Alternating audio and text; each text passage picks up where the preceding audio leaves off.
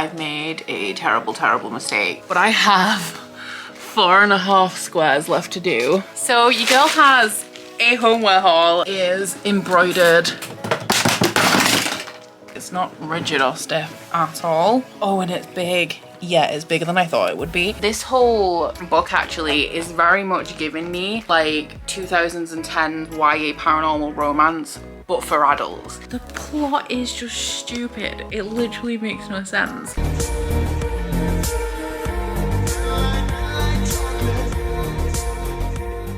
I will do literally anything to procrastinate on making a Bookopoly board right now. I'm just gonna continue doing that by starting this vlog. Like seriously, I've even responded to all of my emails, which as you guys know, like that is my least favorite thing. Like anything admin related, emails, little bits like accounts, absolutely not. But it's all done because I really don't want to make this board. It's fine, it just takes like a day and a half for me to do, and it gets tedious because obviously like I just pretty much continuously work through it until it's done. When I'm working on it for long periods of time, it does get tedious, and you might be thinking, well Becca, if it gets so tedious, why don't you start it early and then you can just chip away at it up until the announcement video is due? That would be a very good idea, but sadly I am never that organized. This week I am very excited because I'm actually thinking that I'm pretty much exclusively going to read romance. My TBR worked out with a few romances on it, so I thought that we would just group them all together and have a little bit of a themed vlog. I'm going to shout out a book that I'm currently reading that I'm halfway through and will be done with very soon. That is Witchy Volume 2 by, is it Ariel Slamé Rees? I read Volume 1 right at the end of last week's vlog and it actually surprised me with how much I loved it, so I have just gone straight into Volume 2. It's a YA webcomic that is bound up into like larger volumes that is available on Kindle Unlimited, and it's set in this kingdom where the strength of your magic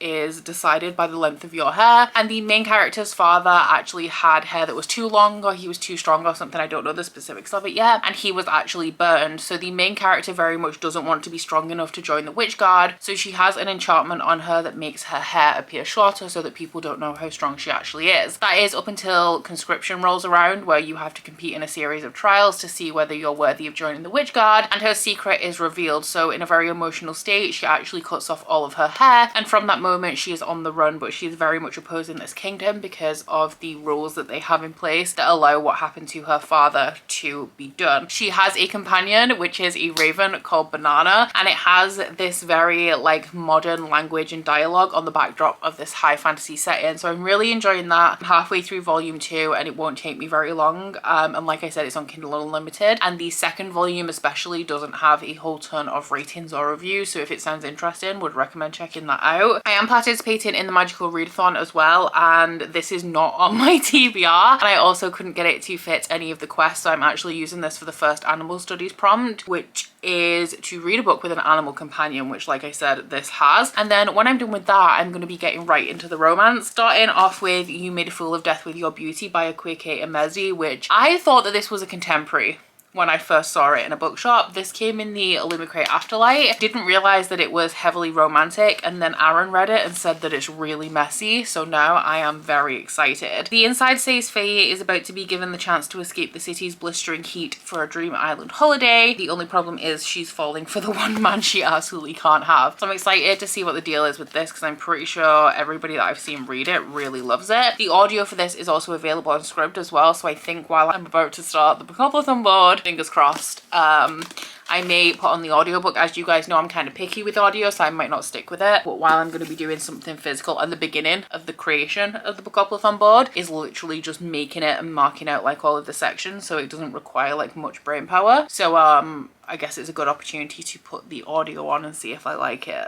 For Magical Readathon as well, I can't remember what this is for, so I'll go find out. This one is for spells and incantations, which for my career I need to achieve the qualified status, and the first prompt is spell, recolor, use a color wheel and pick a book matching said color. As you guys know, if you've seen my TBR, I did do the color wheel thing in that video, and the color that I got was pink, and this is like one of the most pink books that I own. Quite honestly, this feels like a sign that I should carry on procrastinating on making this thing, because how could I disturb such a lovely pudding?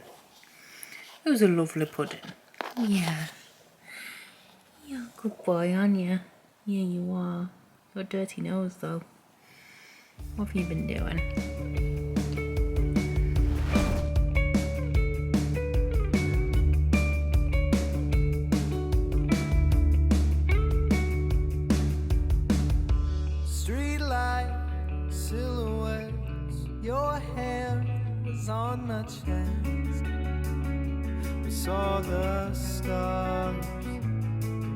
aren't shining quite as bright like years apart. Take your love, take my life. Fuck it up, pass me by. I just wish that you'd have seen me a little better than I was.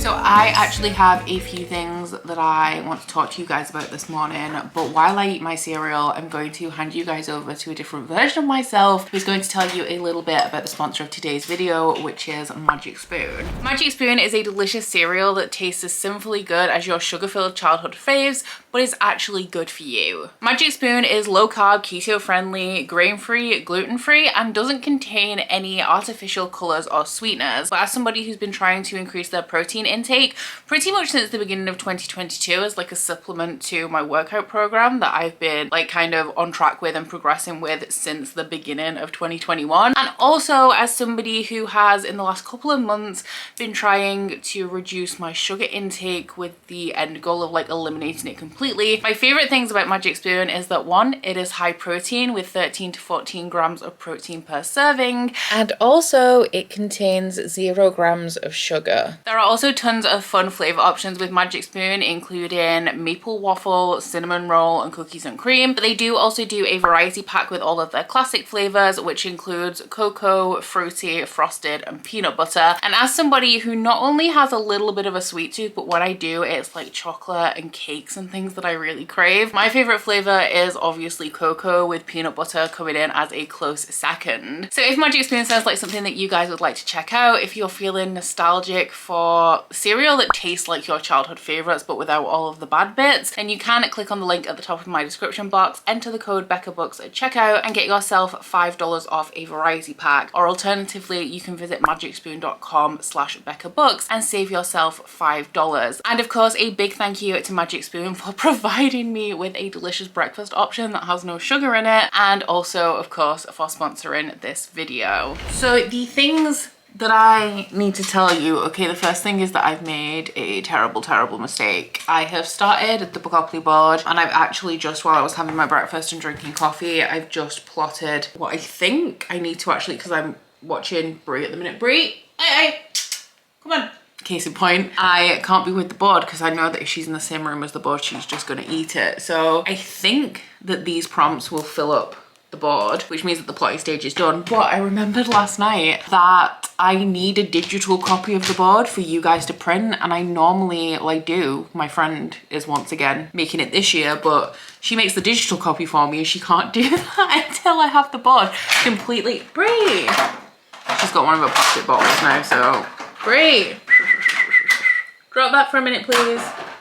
Thank you, good girl. I completely forgot that that was even a thing. So now I have to completely finish the board today to get a picture over to Emma so that she can make the digital copy. I can't believe that I forgot that it even existed. So I'm incredibly nervous about getting that done anytime soon because obviously it takes a while. I did finish Witchy pretty early on yesterday. I gave it 4 stars like I gave the first volume. I enjoyed it just as much as the first volume. I'm not sure when volume 3 is going to be out because volume 2 has actually only just been released. So at the minute it seems to be like 2 years between the bind up volumes. I just really enjoyed that one, and it's funny because I read it for the Unhaul project, so I really didn't expect to, but I just find it to be really funny. I like the art, which I didn't, which is one of the reasons why it was on the Unhaul project. But yeah, I put that in for the first animal studies prompt for Magical Readathon because I had nothing else that it would fit for, but I really wanted to read it. And I am 100 pages into You Made a Fool of Death with Your Beauty by Akwaeke Emezi. The audiobook of this is pretty good, but it is the same narrator that narrates The Hate You Give by Angie Thomas, which obviously is very different vibes because The Hate You Give, to start off, is a YA book about police brutality, whereas in the first chapter of this, the main character is getting off with a stranger in, I think it's like a bathroom or a back office or something. So we start off with a sex scene straight up. So it was a little bit jarring for me because I was listening. I didn't realize at first who the narrator was, and I was like, I'm sure I recognize this voice, but not in this setting. Like, this feels weird. So to me, it feels like it's being narrated by a teenager because I associate the voice of the narrator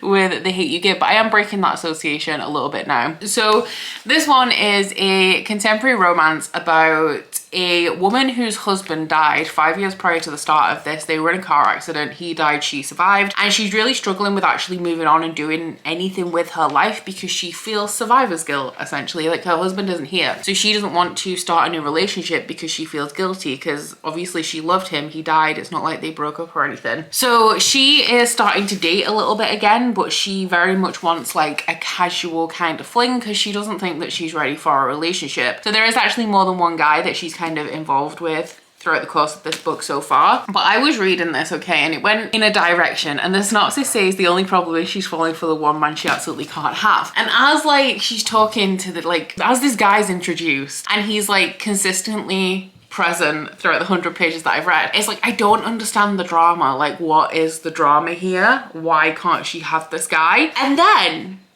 And then I found out what it means when it says that she's falling for the one guy she can't have. And honestly, I am shocked. I don't know how this is going to play out. I don't want to tell you because of like the shock that I felt when I found out like what direction this was going to go in. But I don't know if I'm going to like it because of the direction that it's going in, because it has a romance trope in it that, to be fair, is a trope that I have enjoyed in a book previously. But it is a trope that I personally don't enjoy in life, if that makes sense. The trope involves a man that I would not be attracted to if it was real life, but I've read a book that it's present in and I actually really enjoyed that book. So I'm gonna carry on listening to the audio of this. I really like the audio narration, especially for the interactions between the main character Faye and her best friend Joy, because the dynamic between those two is amazing. And I'm excited for this to get dramatic and messy. I think it has a little bit of a slow start though, because she's only just arrived at this like getaway that is described in the synopsis. But I also feel like it feels like I've read a lot more than 100 pages of this. So in terms of my audio, I have 4 hours and 35 minutes left, which, to be honest, I'm definitely going to be spending that on the board today. It just depends what I'm doing on the board, whether I can actually listen to an audio, because like when I was plotting spaces, I need to think, so I can't listen to audio at the same time. But I think what I'm going to do is I'm going to start with the basic spaces, do you know, that are on every board, like the Chancellor Community Shelf, and just get them done. And then I can take a break from the audio while I'm repositioning everything else. And then maybe when all of that's plotted out, I can continue on. But I could definitely get this done today, which is wild considering like how much Bookopoly stuff I have to do. Yeah, they told me you'd never fall. Here's all.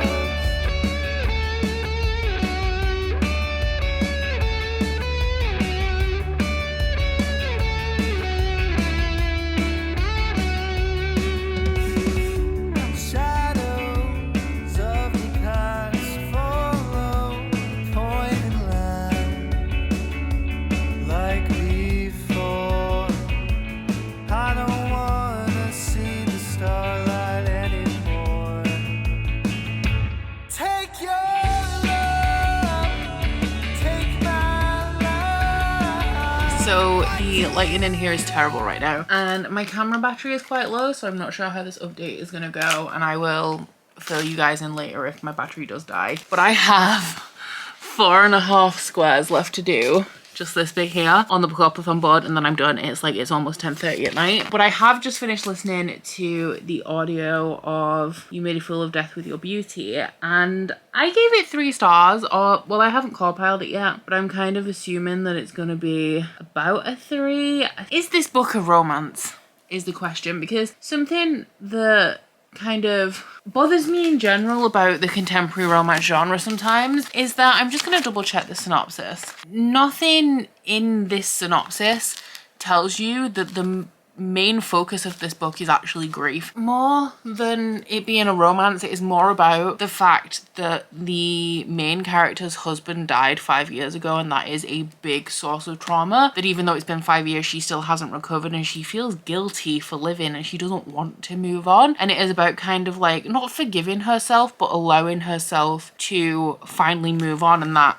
element of healing. I think the thing is with me and romance in particular, why it bothers me when there is like such heavy content in a romance and it's not disclosed, is not because I have an issue with heavy content in books. But I think my main kind of issue with it is that like when I'm personally going into romance, I'm expecting like a good time, a feel-good book, an uplifting book. And when I'm kind of being blindsided by content that I didn't know was in there, it kind of takes that away from it, because it's like, oh well, this is deep, like this isn't what I wanted right now. Like I picked this up specifically because I was expecting something lighthearted, and just by it being majorly about such a heavy topic kind of like takes away the focus. Is terrible right now and I have to apologize, but you know what I mean. I had the same issue with The Kiss Quotient by Helen Huang, where like that is definitely like a contemporary romance, but it deals with like heavier topics than I expected it to, and I believe that all of that series does, and I just didn't expect it going in, so like it affected my feelings on the book overall. I did enjoy the audiobook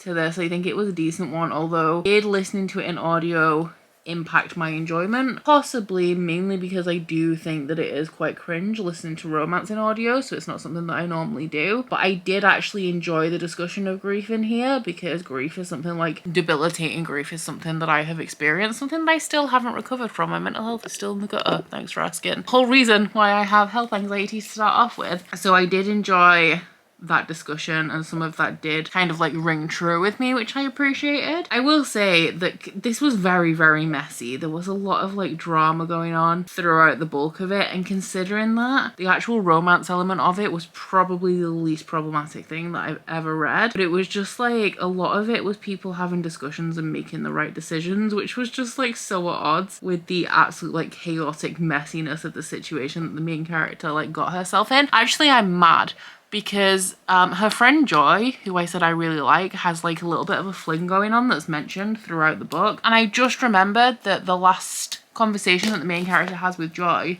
Joy says that she has tea on like this girl that she's seeing, and she says that she'll give Faye the tea when she comes home, but then the book ends before she goes back to New York, so like what is the tea? And I actually can't believe that Quake Mezzi has done this to me. But yeah, that is one book down, and it fulfills whatever prompt I had in for magical. Oh, my magical readathon thing is right here actually, so I mean you guys already know because I already said, but it is the O prompt for spells and incantations, which is recolor, use a color wheel, and pick a book matching said color. So that one is done. I am so tired of coloring in this damn board now, and I'm so excited for it to be over. I'm currently drawing lots of tiny snowflakes, and while I'm probably only going to be here for another like 20 minutes, fingers crossed. So I'm going to pop my headphones back on and listen to my podcast, which if you guys haven't heard me speak about it before, it's called Morbid, and it's like true crime and spooky stuff, while I just finish up these last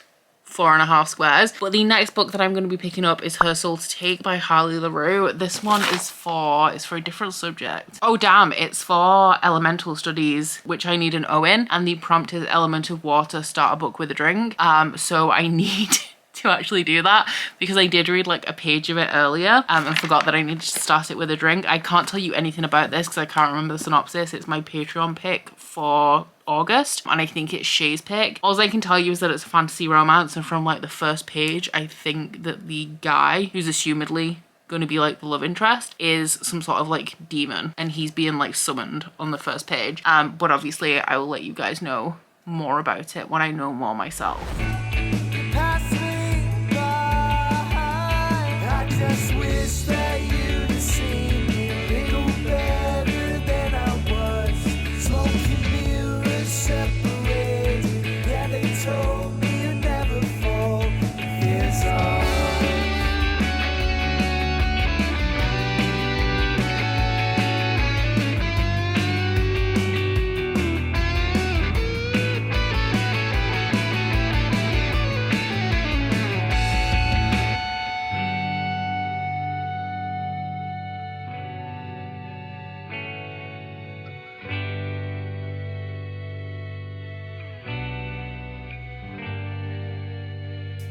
Take your love, take my love, fight it up, pass me by.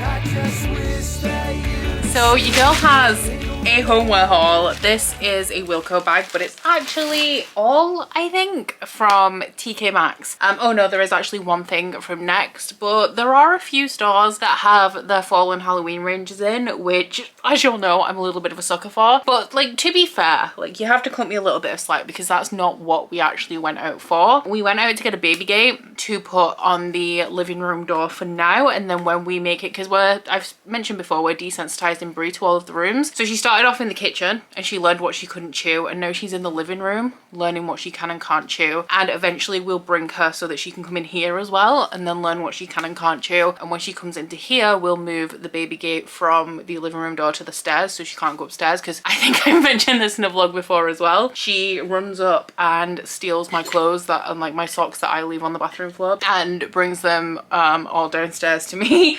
But I got quite a few things, so I don't even know where to start. Oh, we did get something for Brie, which is this little, it's just a toy, and it's actually probably not that strong, but I couldn't resist. I'm lucky, everybody's lucky that I didn't get her a Halloween costume, because they did actually have a few. And I also got something for Ham, because he has, in the last week I think, he's thrown both of his bowls onto the floor because he gets fed higher up away from Brie. So one of them had been washed and was just on the kitchen window ledge, and he was lying on the kitchen window ledge and he just pushed it off with his tail and smashed it against the kitchen counter. And then the second one he pushed onto the floor off the window ledge with his nose and smashed that. So I got him a new pet bowl, which is just a ceramic bowl. I did get 2 cushions because I couldn't resist. They were absolutely gorgeous. I almost got 3, but the first one is this Ouija one, which has the Ouija board in gold embroidery on it. It's a velvet cushion as well, and it's real like squishy. I'm not sure if this one is feather, but I know that the other one I got is. I was going to get another like more normal sized one, but then we saw this, which I first saw this side, which has just like a pattern on it, but then we had moon phases on this side, so I absolutely could not resist. And I think that the room that these are going into is the spare bedroom, because I don't know if you guys will have seen on Twitter like months ago I mentioned that I want to turn my spare bedroom into like an old school Tumblr room, like from the days when I was on Tumblr in like 2010. And I think that that would just be like a really, because like it couldn't be my bedroom because like I've obviously grown out of that now. I was 17 at the time, but I think it's like a really cool project for a spare room, and it lets me indulge in all these. I mean, if not, all of this stuff matches this room and also the living room. I also got this big old tray because it was absolutely stunning. I don't know what in particular I'm using this for at the minute, but I had to have it. Also got this big gold decorative pumpkin, because why the hell not? I mean, it matches the decor in every single room in my house. And the last thing from TK Maxx was obviously, because how could I go to TK Maxx without picking up one of these, but I picked up one of their awesome candles. I specifically restricted myself to one because I get real attached to them and I don't burn them all the way down, so I still have tons from last year. And I know at some point over the next couple of months I'm going to go to TK Maxx again and buy another one. But this one is, I really like the jar on this one. It's a poison apple one, and it has the spinner on the lid, and I just love an apple candle. The wax in here is black as well. And then the one thing that I got from Next was a new doormat that said, "Hey there, pumpkin." They had some in TK Maxx that said like Hocus Pocus, and one I think said like hello with a witch's hat on, but Curtis said that they were too Halloweeny to have all year round. So we got this one, but the poor boy, honestly, he thought when I was buying these cushions, he said, "Oh well, they're only coming out at Halloween, aren't they?" And I was like, "Sir, no. These are all year round cushions. Halloween is a lifestyle, not a phase." So yeah, in terms of the Bookopoly board, I mean, is this it? It's finished. I've had some hiccups with getting some of the merch. We have bookmarks in progress. The foiling machine at the place where I always order my bookmarks from has broken, and they're not getting it fixed until halfway through next week. I was out, so I think I missed my delivery of the samples for my fragrance oils today. And the other thing I was supposed to design this afternoon, but I didn't. So yeah, I'm not sure how we're progressing. I'm still kind of planning to go live on Sunday, because if I wait for the bookmarks, then it's just going to be like too late to announce, like too later than I'm comfortable announcing if I wait for them to come in. So I'm just going to let people know that they're kind of on their way, and then I'm hoping that I can turn everything else around tomorrow and spend Saturday filming and editing, but we'll see. I don't know. In terms of reading, I'm like 60 pages into Her Soul to Take. I don't have much to say about it yet. Still don't really know what it's about, but I will say that the atmosphere and the setting of it is giving me Twilight vibes. I got book mail from World of Books, or eBay, I guess. I actually went to my library the other day because there is a Nalini Singh book on my TBR that is my Patreon pick for, I think it's June, and my library has a lot of Nalini Singh books, but since I've gotten a new phone, because I wasn't going to the library obviously with the pandemic and everything, and then I got a new phone during like the last couple of years, and I don't know where my library card is. Like, I use the barcode on my phone, so I went to the library to finally get my card number so that I could sign back into the app on my phone and be able to use my library again, only to find out that the book that I wanted, which is the first book in the Side Changeling series, is like one of the only Nalini Singh books that they don't have. I mean, Nalini Singh has a lot of books, so there's quite a lot that they don't have, to be honest, but it was either get the ebook, which was like at least £5, or pick up a second-hand copy, so I went with that option. And this is in really good condition. This cost me £2.95 off eBay, so I'm impressed. This is the first book in Nalini Singh's, is it the Side Changeling series, this one? I do think it has like at least 12 books in this series, and it either is a spin-off or there is a spin-off to this, if that makes sense. I can't remember what this is about. I love the books that are published by Galanx though, like the paranormal books, because they have this checklist on the back that I really like. Oh, I remember, this is in a world that denies emotion. So like if you show emotion, or like you shouldn't be able to show emotion, and the sigh will punish any signs of desire. And then you also have the changelings as well, and this says both human and animal. Lucas Hunter is a changeling hungry for the very sensations the sigh disdain. Based on the synopsis alone, this isn't a book that I would necessarily pick up, but I have heard really, really good things about this in the years that I've been on BookTube. Like even before I started reading paranormal and fantasy romance, I was hearing great things about this series, so I'm really excited to give it a go. And I think I'm going to be reading this in 2 weeks, like the last week of the magical readathon, I think, is when I'm planning to read the paranormal romance that's on my TBR, because I have this and also the Black Dagger Brotherhood that I need to read for my last two Inner Circle Patreon picks. Oh my god, okay guys, you are not ready, and I know that you're not ready because I am not ready, because I just got another parcel. This one is from Enchanted Oddities and I'm so excited. Okay, so I ordered this ages ago. I can't say it. Enchanted Oddities is a bookish merch kind of store, and there's lots of things on there. But the thing that I believe she's most known for is embroidered, holy moly, embroidered things. So like, are these okay? Yeah, they're fine. So like t-shirts, sweatshirts, hoodies, that kind of thing. And because they're shipped from, I think, is it Canada? Yeah, because they're from Canada, and obviously I'm in the UK, this was very, very expensive, but I thought about it for a while because her stuff like sells out instantly as well.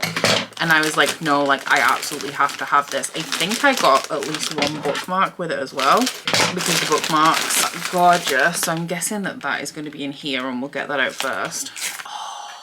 Yes, these are absolutely stunning. Oh, I didn't expect all of this stuff. So in this envelope there is like just the kind of shop stuff. There's also a sticker with the shop branding on. We also have a wash and care card for the item, another sticker that is Danica and Bryce, and a little art card that says through love all is possible. So that's really cool. The bookmark that I got, I will show you, is double-sided. It is Bryce and Danica. This side says light it up, and this side is just their hands. They do all sorts of ones for this. So there's like a Hunt and Bryce one. There is also like Reese and Feyre, Cassie and Nesta, etc. But I just really liked the design on that one. And then, oh my god, I'm also sad that it's like ridiculously hot today. It's like 30 something degrees, so I'm only going to be able to put this on for like a second to check the sizing before I'm gonna have to tear it off. I'm so excited. Oh my god.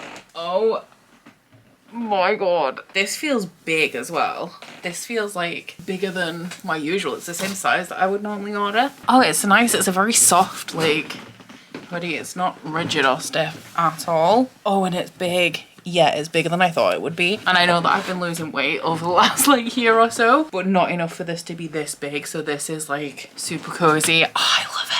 And it says Umbra Mortis, the Shadow of Death. Obviously I'm obsessed with Crescent City, which is why I wanted it. But also, as you guys all know, this is my Twitter handle. So I feel like I needed it even more, but oh my god. I would say that the quality is really good on this as well. So yeah, oh my god, I'm thrilled. I love it. I love it so much. So I will put the link to the shop down in the description box. Her stuff is really expensive, but it is all like embroidered. It's not like cheaply printed on. And yeah, shipping is a bitch as well, but I do not regret a thing. Good morning. I am preparing myself to film the Bookopoly announcement. So I thought I would talk to you guys about her soul to take while I'm putting my makeup on to save a little bit of time, because I am pressed for time today. I have a 24-hour Patreon readathon that is starting at 7 p.m. tonight, and I do 2 sets of sprints for these. They're bi-monthly for all tiers, and then we also have a bi-monthly set for my 2 upper tiers. So there is a readathon every month, but depending on like what tier you're in, depends on whether like you get a monthly or a bi-monthly one. But I do 2 sets of sprints for these, so I do like 7 until midnight on the first day, and then I do 12 until 7 on the following day. So I need to film this video and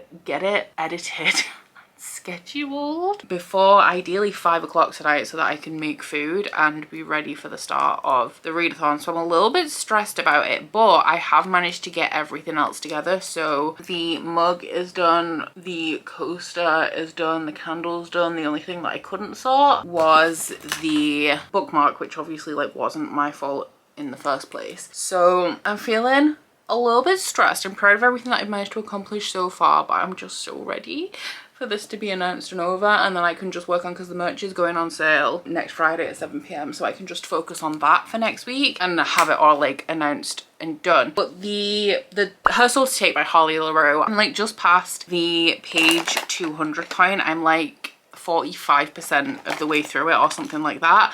But I am really enjoying this. So it's following a girl called Ray, and the setting is very much giving me like Twilight, and it's giving me Hush Hush, where this girl has moved to, I can't remember what state she said that she was moving to, but she's moved to this like foresty, more northern state in the US, which is it's just giving Fox, you know what I'm saying? And this whole book actually is very much giving me like 2010s YA paranormal romance, but for adults, which it feels really nostalgic to me, and I'm really enjoying it for that reason as well. So this is following a girl called Ray, and her parents are retiring to Spain, but she has to finish college, so she can't go with them, and she's moving back to her childhood home in the town where, I'm not sure if her mum is from there, but her dad is definitely from there. And her dad is very superstitious, and she's kind of inherited this from him. She's a content creator, and she makes videos about like ghosts and paranormal investigations and stuff. And she knows from like when she grew up in this town, there's a lot of like spooky shit that happened there, and lots of like town legends. So she's planning on making content for that, but there's actually this family that are sacrificing people to a god, and they're using a demon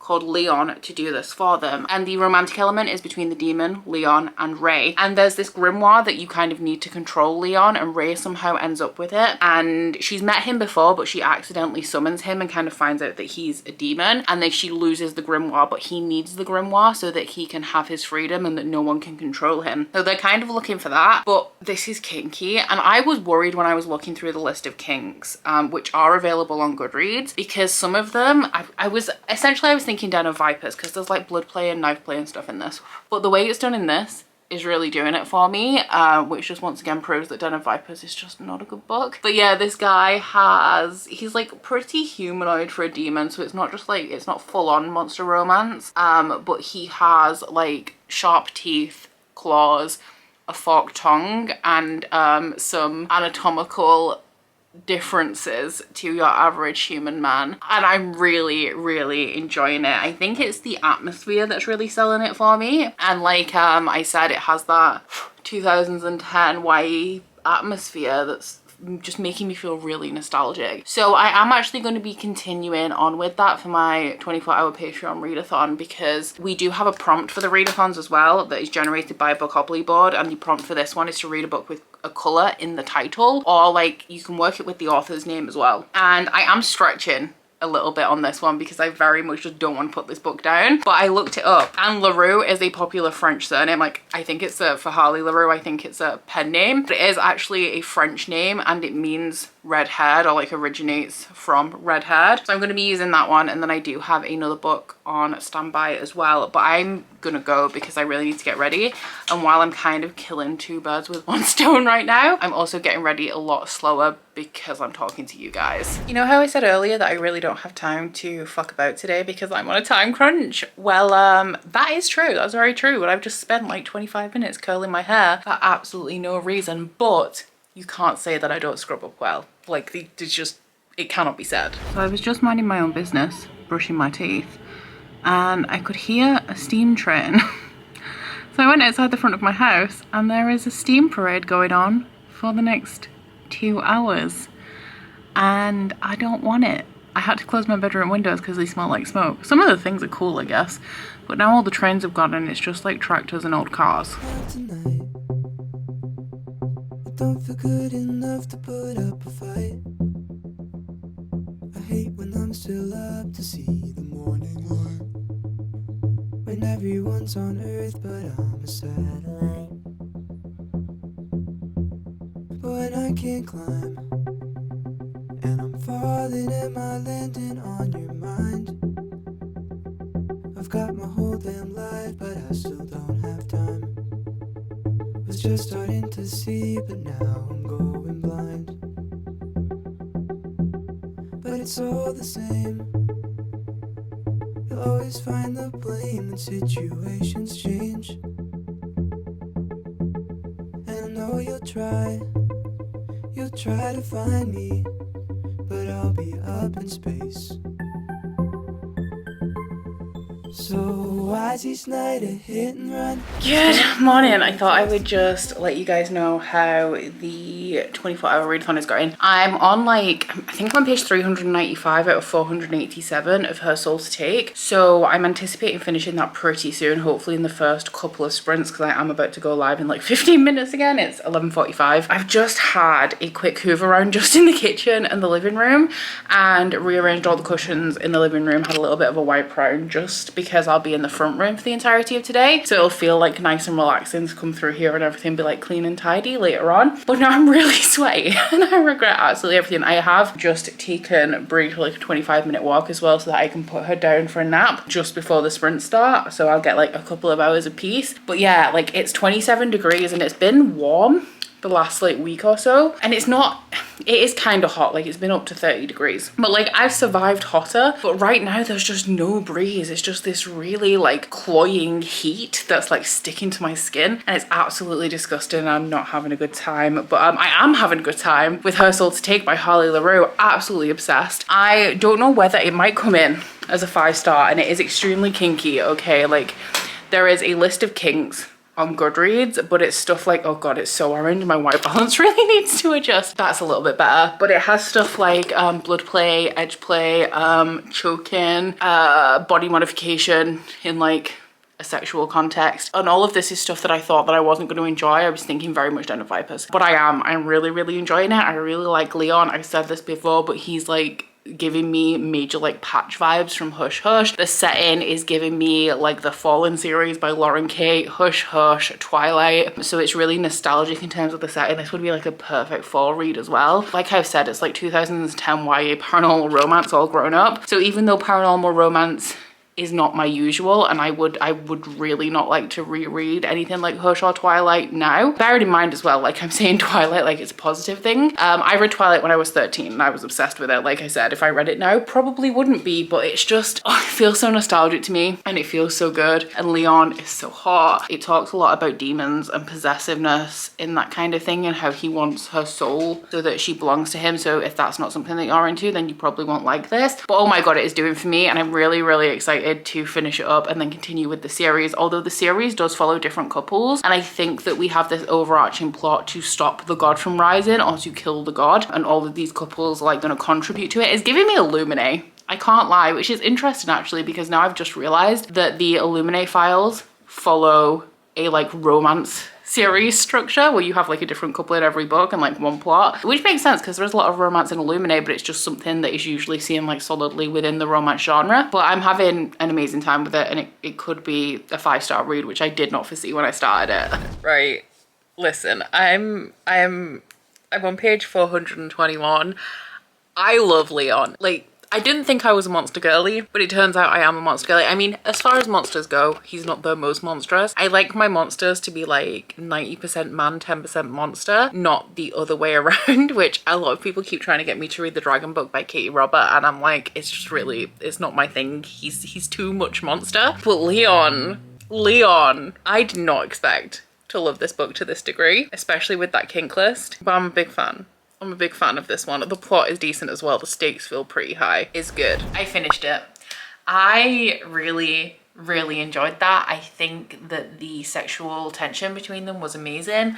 The smut was amazing. It's really spicy. Something that I also really enjoyed about this is that it does have a plot. Now, the next book is going to be following a different couple. It's going to be following Zane and Juniper, who are present intermittently throughout this book in a way that makes it clear that they're participating in the plot, but in a different location to where you are. So I'm not sure whether that is going to run alongside this first book or whether it's going to be set before when they actually meet or afterwards. One of my kind of criticisms of this one is that I just don't feel like this was the right way to tell the story necessarily, because we have little bits missing, like there's antagonists who are dying and the main characters of this book are not responsible for it, which means that we're probably going to find out the details in another book. And I think I prefer fantasy romance, really, where we're following the same couple and the stakes of the plot just keep getting higher throughout the entire trilogy. So I did give it 5 stars, but it's more like a 4.5, a low 5, because it hit all of the romantic points and it actually had a decent plot. I loved the atmosphere and the way that this felt so nostalgic to me and transported me back to all of those series that I loved like 10 years ago. And this actually feels like a perfect spooky season read. If you're looking for a fantasy romance to read in October, would definitely recommend this. It does skew a little bit on the paranormal side, and I was torn over which way I would go, whether I would say that it's paranormal or fantasy romance. But the main enemy in this is an ancient god, and we're dealing with demons, so I feel like I would go with fantasy. Although in the author bio at the end for Harley LaRue, it does say that she writes dark, spicy, and like romance horror, and I do feel like romance horror is kind of like a fitting label for this as well. And it was very creepy and atmospheric in those horror elements. Some of the like creatures that we have in here reminded me of, you know, right, if you watch Riverdale, whatever season it was, I think it was like 3 or 4, where the enemy was like the Goblin King and everyone was playing this like demonic version of Dungeons and Dragons, and the Goblin King was like this big scary thing with like a stag's head. It's kind of like those kinds of creatures. They are recurrent throughout things that I've encountered before, like media that I've encountered before, but I can't specifically say what they are. I'm pretty sure the Year of the Witching by Alexis Henderson had that kind of like creature in it as well. So I did not expect to enjoy this book as much as I did when I picked it up, and I'm really excited for book 2 because I was into Zane from like the moment he appeared on the page, which is very early on in Her Soul to Take. I was thinking about just carrying on and reading. I think the next book is called Her Soul for Revenge, but the book that I'm actually going to pick up is The Fine Print by Lauren Asher. I am reading this for my 24-hour Patreon readathon on the basis that there is ash in the author's name, and ash is kind of a shade. Like you have ash blonde when we're talking about hair color, and I do have to read this at some point because I'm a co-host for the Literature Book Club for the month of August, and I don't know when I'm going to fit this in if I don't pick it up now. So this one is a contemporary romance that was gifted to me by Ash, and if you guys watched last week's vlog, you will know that Ash gifted me a book with Ash in the title, and she's done it again. It's a recurring theme, but thank you very much to Ash for gifting this one to me. This one is the first book in a contemporary romance series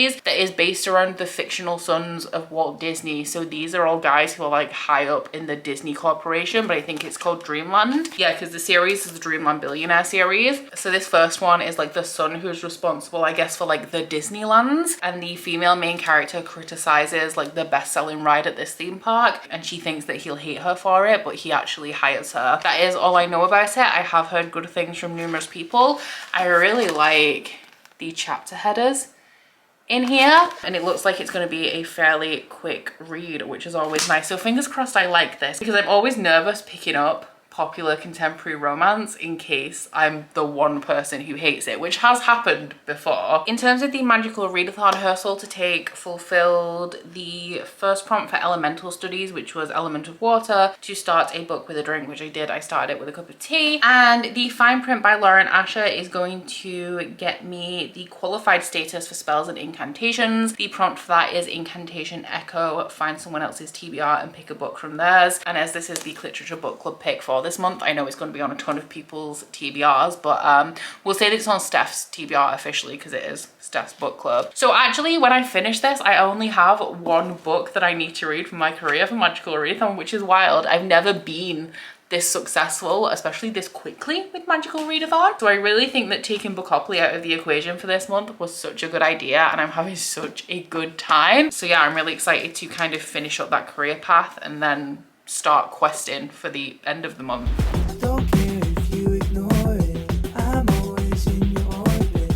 I know you're having fun, but I need you more than I've needed anyone. I'm ready to explore it, and I'm always in your orbit. We're all set up. I have my Patreon sprints over here. And then over here we have, this is the description box, I need to put all the links in, but the Bookopoly premiere is about to happen. I'm nervous. I hope everyone loves the book this year. I'm also paranoid I've forgotten something or that I've missed out information in the video, but there's nothing we can do about it now. It's nearly go time. Just making sure we get Ash's little high vlog in here as well. I've just finished filming a video that's taken me my entire afternoon. I made a recommendation video for every square on the Bookathon board, which I think you're seeing this vlog before this, so you won't have seen it yet. But it's 4 p.m. now, and I started filming that at like, I think just before 2. I finished maybe 10 minutes ago. I'm currently waiting for files to transfer on my computer so I can start editing. But I didn't check in with you guys after the readathon and also the premiere yesterday. Premiere went great. Everyone liked the board, which is good. A lot of people said it's their favorite yet, which, wow. My favorite's actually still last year's. But I read, I think, just over 300 pages in total for the entirety of the 24 hours, which could have done better. But the last couple of hours of the readathon, I was very much preoccupied with sorting out the premiere. And I'm now currently 70, no I'm not. Wow, did I just not put, yeah, I didn't put my bookmark. I'm 126 pages into the fine print by Lauren Asher, and like, it's decent. There's things that I like about it, but I'm not like wholly absorbed by it or anything. I do think that Lauren Asher has read The Hating Game though, because this is about one of the grandsons of the like fictional Walt Disney in this world, like the Dreamland guy. There's 3 grandsons and their grandfathers died. Their father is awful and they really don't like him, but their grandfather has given them all a letter, so I'm guessing that there's going to be 3 books, each one following a different one of the grandsons, and the letter gives them something that they have to do to be able to access their share of the company, and if they fuck it up then the share goes to their father, which they obviously don't want because they really don't like their father. So this book is about Rowan, who I can't remember if he's the middle one or the youngest, but his task is to kind of get in touch with his creative side. Apparently he used to have a lot of creativity and talent and passion, which over the years has pretty much just disappeared because of essentially, I think, the relationship that he had with his father. So he has been sent to Dreamland to become the new director of Dreamland, aka Disneyland, and he has to develop a standout project within a time period, and an independent source is going to come and judge it and decide whether he succeeds or fails. So while he's transferring as the director to Dreamland, he meets this girl called Zara who works in one of like the salons that transforms children into princesses, and she actually wanted to be a creator, which are the people responsible for like inventing the attractions, but something happened with her ex and he sold her out, stole her idea and submitted it himself.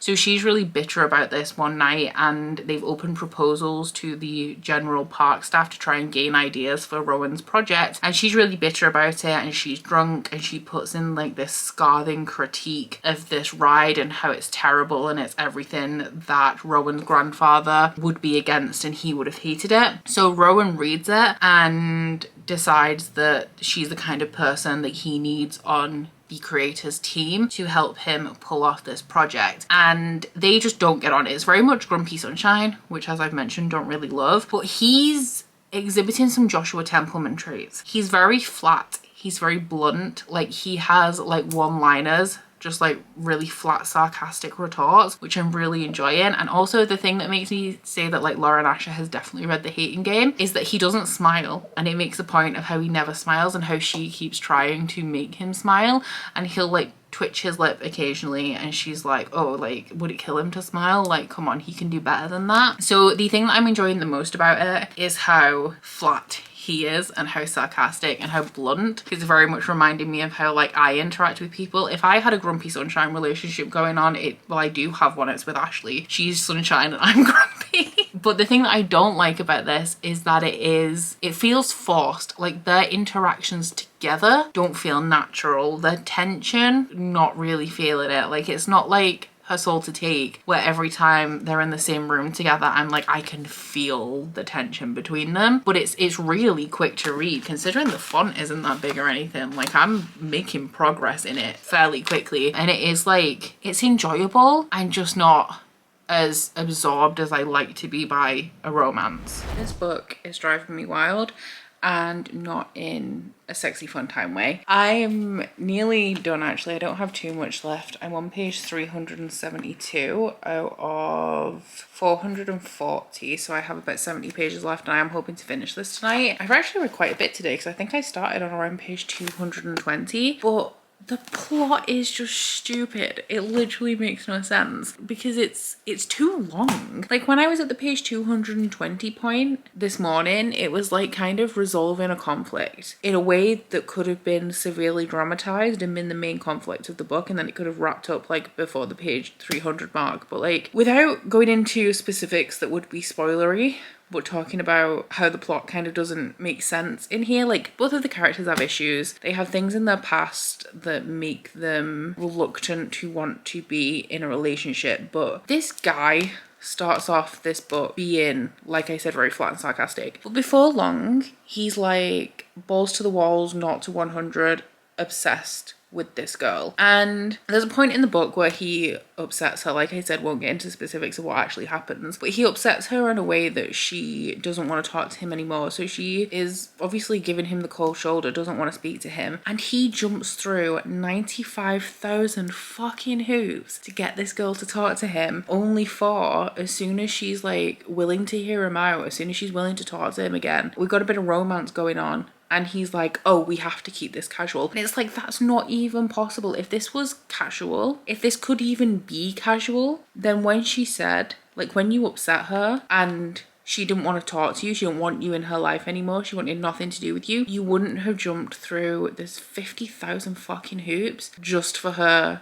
to listen to your explanation of why you did what you did. You would have just turned around and walked the other way, because like, plenty more fish in the sea. You know what I'm saying? So yeah, it was getting a little bit tedious, and this guy is just like so very clearly ridiculously into her that I'm not feeling the angst and the tension and the will they won't they when they're going back and forth and dithering about like how the fact that it's casual, like they think that they're each into each other more than in a casual way. And obviously, like, with the romance genre, you have a happily ever after anyway. Like, that's guaranteed within the romance genre. If you're not guaranteed a happily ever after, then after?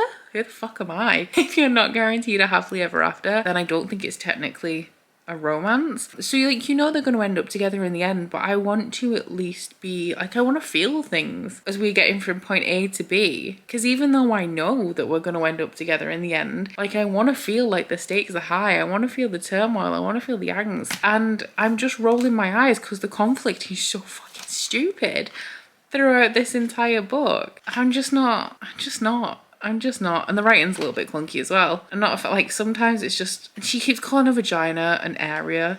It's like the area that craves it. But yeah, it's still okay, but it's nothing amazing. Like, there are elements of him that I like, but then there's elements of him that really rubs me the wrong way. Like how I guess it's just like what you find attractive kind of thing, because he's this billionaire, so he is used to getting his way and he's used to being in charge and being in control. So he'll like tell her what they're doing, like, I'm taking you on a date tomorrow. He's just a bit, I don't want to say pushy. He's not pushy, but it's just that kind of man that like takes control in a way that doesn't allow for like asking me what I want. Not really into that. So yeah, there's that element to it as well. It's just, I'm having an all right time, but the main thing that's really bugging me is that the conflict is ridiculous and honestly kind of petty. I have a parcel, and you know, could probably save this for my monthly unboxing video, but I'm far too curious because I have no idea what it is. From the address on it, it may be from a publisher, but I don't know which one.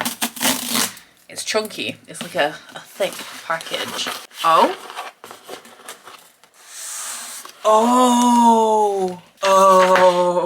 Oh my god.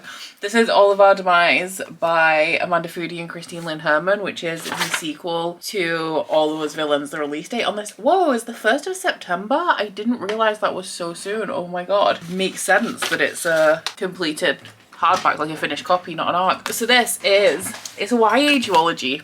And I got the first book in the Goldsboro subscription, and I really enjoyed it more than I expected to. But it is set in this town where every so many years, I think it's like every generation, there is a competition between all of these magical families to gain control of the magic up until the next tournament. And it's all of the children or the teenagers of these families that participate in this tournament, where they're locked into an area of their town and they have to fight to the death. So this is following a few members of this current generation, but it's set after somebody's wrote a book that is exposing everything in this town and like has revealed the secrets of the magic and also the tournament. So it's this massive event where loads of people have turned up to watch these children fight to the death, and it's set in like a modern contemporary setting. Some of these children don't want to be what their families have made them out to be. Like, some of them are supposed to be really monstrous, but they don't actually want that, and some of them just don't want to fucking die.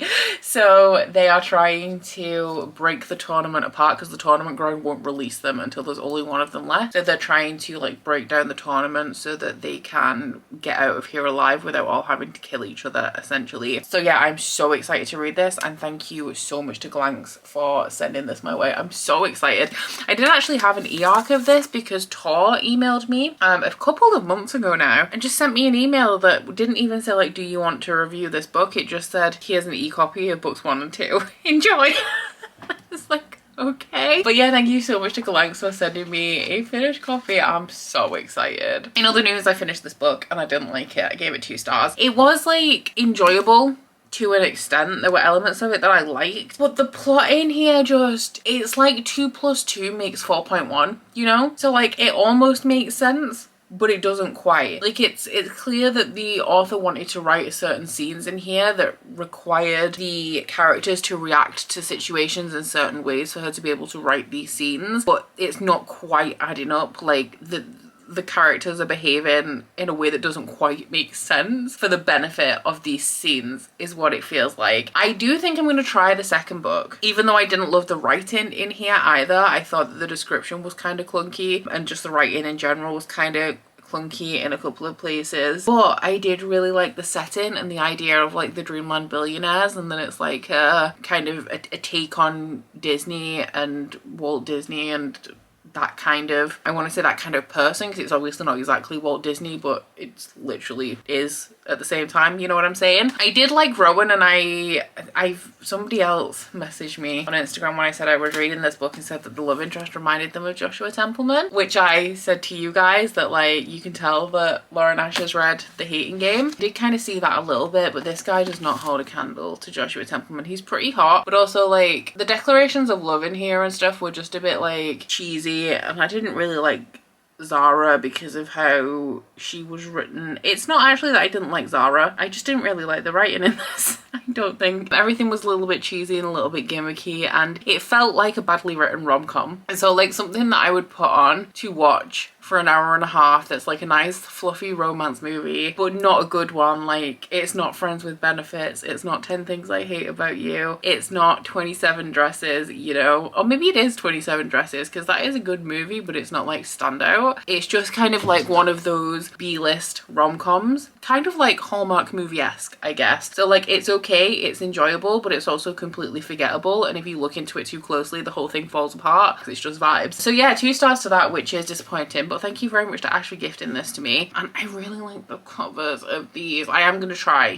Terms and Conditions, which is one of the other brothers, and see how I get on, because romance, most of it is just vibes, and I enjoy the vibes a lot of the time, so it's not going to be too upsetting to read the second one. But I will say actually that this is like 150 pages too long. Did not need to be 440 pages. So that brings us to the end of this vlog. Just realized that the entire time I've been talking the frame's been wonky, so love that for me. Just honestly so grateful that I read Her Soul to Take. Thank you so much to Shay for recommending that to me, because it was the savior of this vlog, the one romance that I truly enjoyed, and also my first 5-star read in a while. But next week I've actually pulled my books for next week. If you guys are at all interested, I'm going to be reading the Sabriel series, or the Old Kingdom series by Garth Nix, in a week. So actually these 2 are pretty short. It's only this one that I have anything to worry about, and I am intrigued because it's quite an old series, but I've heard that it's very good. So do please subscribe and stay tuned if you are interested in seeing my thoughts on these. If you are new to my channel, obviously a bit of a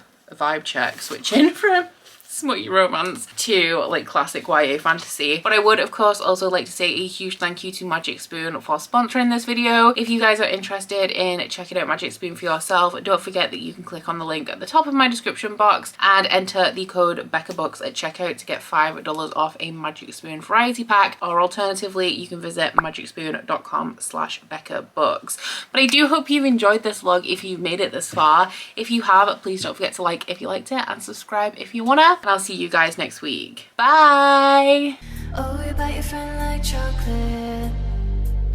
You say you will go where nobody knows, with guns hidden under our petticoats. We're never gonna quit it, no, we're never gonna quit it, no.